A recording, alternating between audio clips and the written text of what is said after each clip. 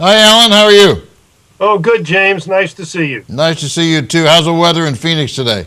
It's gorgeous, like always. Why ask? Okay, listen, we've had a lot of conversations over the years about gun laws, okay? You are the only person that I have seen anything written about a national carry law. So tell me a little bit about what you have in mind here. Well, you've actually seen this, as has anybody who watches your show. It's called the Second Amendment. The right to keep and bear arms shall not be infringed. And what we have is infringement at every level: state, city, county, water district, you name it. Our rights are being infringed. Some people misread that posting I did on gunlaws.com. I'm not calling for a national law for carry. I don't think the federal government has or should have authority or power to grant you the ability to carry. What I'm looking to do is to repeal every restriction on legitimate ownership and possession of firearms wherever you can legally be. The people who are denying your rights should be in prison on civil rights denial charges. We have federal laws about that. I'm not looking to put them in prison, but I think philosophically and conceptually they belong in jail for taking away your rights. And you should just have an uninfringed right to keep and bear arms anywhere you can legally be. Yeah, well, that's pretty strong. Does that sound reasonable? Yeah, well, that's reasonable. It's reasonable. It's strong, but it's reasonable.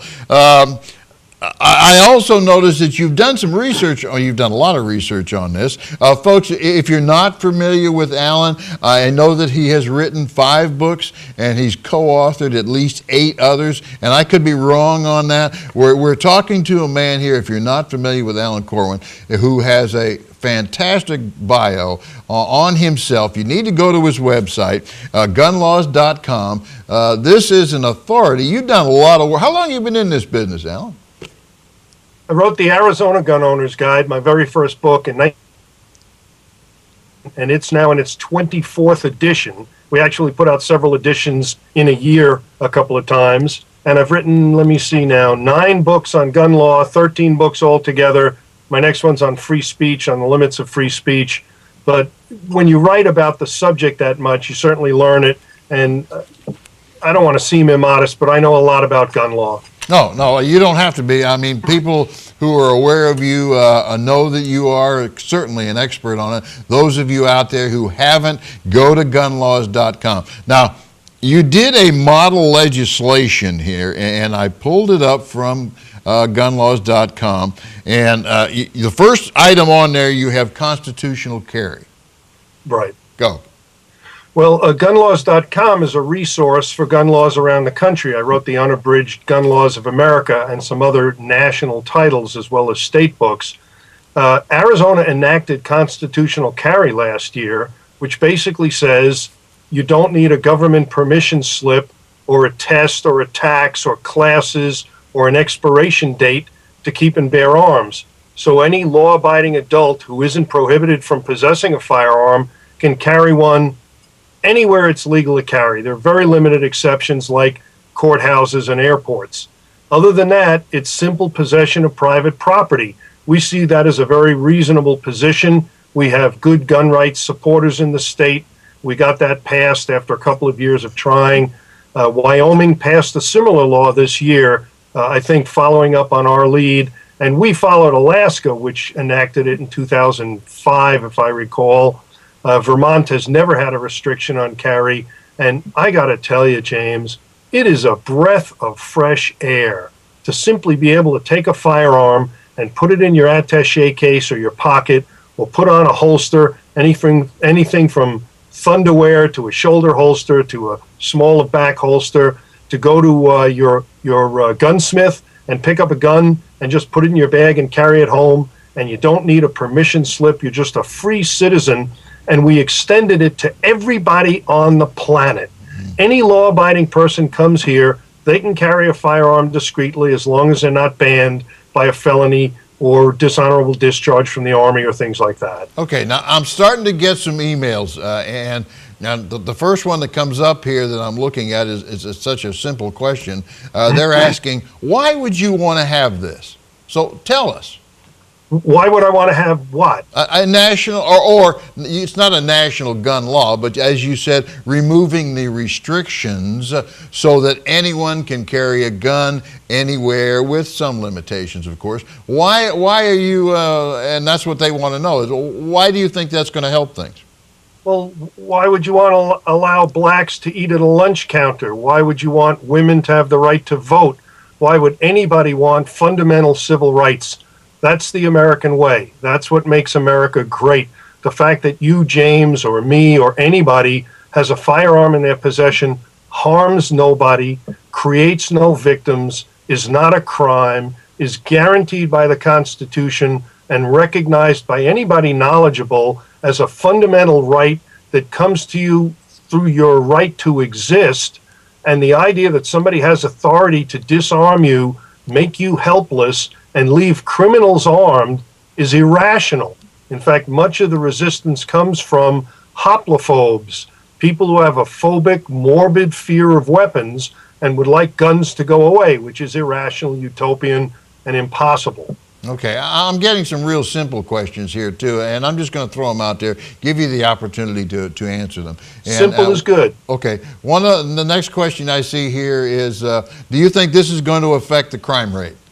Oh, absolutely. If citizens are armed, criminals are at a disadvantage. If citizens are disarmed, then the criminals have an edge. This is widely known, easy to understand. It's been shown statistically, as we mentioned before. John Lott did the book, More Guns, Less Crime, did all the math. He's a PhD economist. When the citizens are armed, the criminals face a deterrent, and they would all rather face somebody who's disarmed. So the idea that any average person can carry a firearm here is a good thing, supports our fundamental civil rights, and is just totally plussed from every measure, except if you have a morbid, phobic distaste and fear of. Okay. All right. The crew did a little research on this as well, and they came up with a quotation from the sheriff, Clarence Dupnick. Have I said that right? I think I did. Anyway, and he goes on to say that Arizona is an ultra-right, ultra-conservative state that has been victimized by the gun lobby. And in fact, the statement goes on to say that Arizona is ranked 7th in the country per capita in gun deaths, indicating that, not without saying it, but they're indicating that more guns, in fact, may not reduce crime. How would you answer that? Well, Sheriff Dubnik has been criticized roundly by everybody in a position to know. He made some outrageous statements. He backed off them. Where do I begin? We're an ultra right-wing state.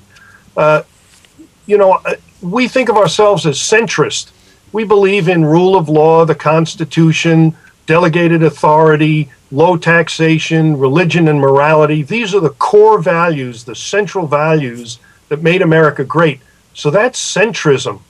To see the government empowered to disarm you, that's radical left wing. I don't know that I would call us right wing. We do have a tendency to lead the nation in some of these issues, and we follow the other leaders of centrist, sound, sane, constitutional principles.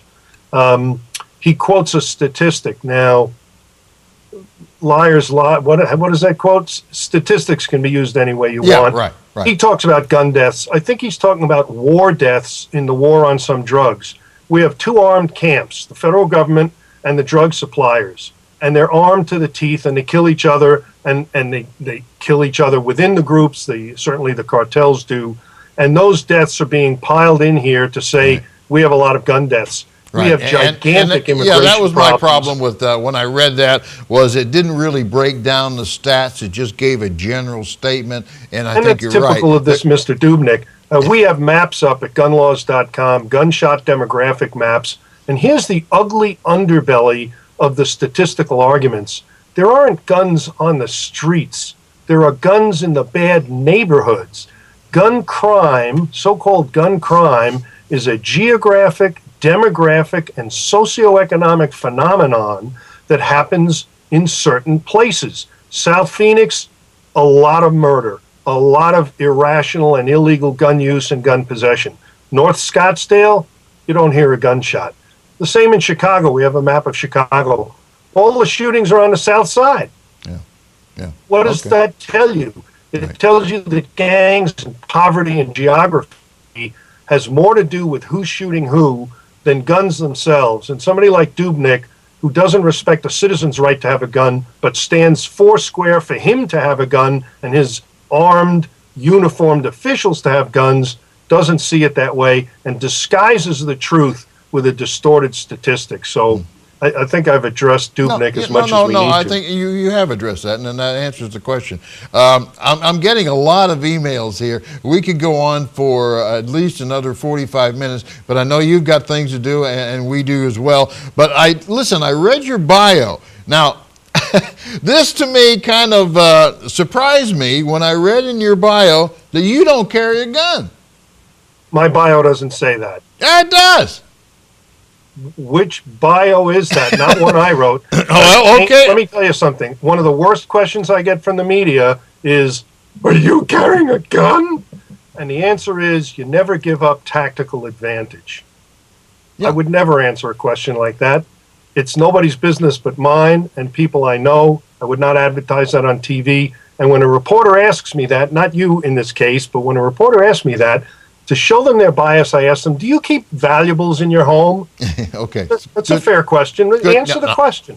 No, or where do you hide your house key? Yeah. I want to know where you found that you think says I carry a gun. Well, you know, I didn't find it. It was given to me. They said that they read it in the bio that you didn't carry a gun, and the crew was surprised. And I said, well, I'll ask him then. It does say, however, I don't know if you're going to deny this or not. I appreciate the question, but let me know where that came from, because it did not come from my pen. Okay, all right, good. Did you play the guitar? Oh, yes, I'm in a band called the Cartridge Family, and we do political parody to try and get the message of freedom across. We do songs like Wake Up Little Uzi and The Little Armed Lady from Pasadena. When we played the Sheriff Joe Arpaio roast, we did Miguel Row Your Coke Ashore. That was a big hit. Okay, is it six string or 12? I used to play 12 all through my youth. I play a 6-string now, mostly acoustic. You can look up the Cartridge Family Band, and you'll see me, and we've got some of our tunes up on YouTube. Yeah, okay. Hey, folks, we got to run. There's a lot more that we would like to have Alan come back and talk to us about it, and hopefully in his busy schedule, he can give us some time in the future. But go to gunlaws.com, because there is a lot of information here that all of us need to know, and you certainly have, I don't know how many hundreds, maybe thousands of books that are on your website that will answer just about any question you could possibly want to know. Yeah, Bloomfield Press is the largest publisher and distributor of gun law books in the country. We have books on states, we have federal guides, Supreme Court guides, how to get your gun rights back. We carry about 220 products right now. As I mentioned, I've written 13 books. We just came out with a worldwide gun owner's guide, which covers 64 nations. And here's the amazing discovery there. Every nation has gun rights, gun ranges, gun stores, gun clubs, shooting competitions. The media would have you believe that the United States is the only country awash in guns. It just isn't true. They all have gun rights. Yeah, I want a copy of that book, Alan. I will get you one, James. That'd be a great book. If you fix my bio. Yeah, okay. Hey, thanks a lot for coming on, Alan. Like I said, we hope to have you on again in the future. You've got a lot to tell us. We have a lot to learn from you. Thank you very much. It'd be my pleasure. You're welcome. Okay, bye-bye.